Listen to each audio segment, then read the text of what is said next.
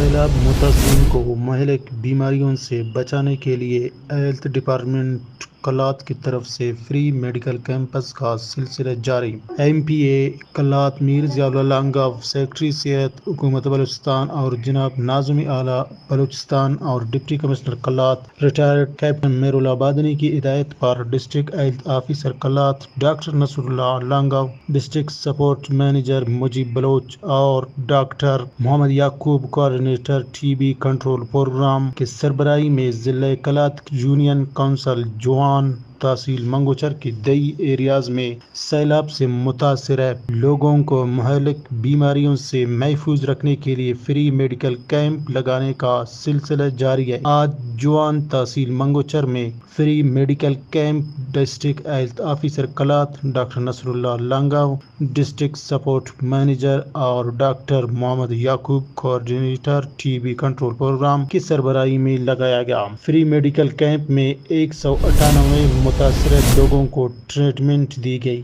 اور میڈیسن مہیا کی گئی۔ اسٹاف اور پیرامیڈک علی حسن، ڈسپنسر محمد وارث، ملیریا سپروائزر محمد اقبال، ویکسینیٹر موجود تھے اور ساتھ میں ملیریا اور ٹی بی کے مریضوں کو ٹریٹ کیا۔ District health officer Kalat doctor Allah Longo. Report Maqbool Muhammad Kalat.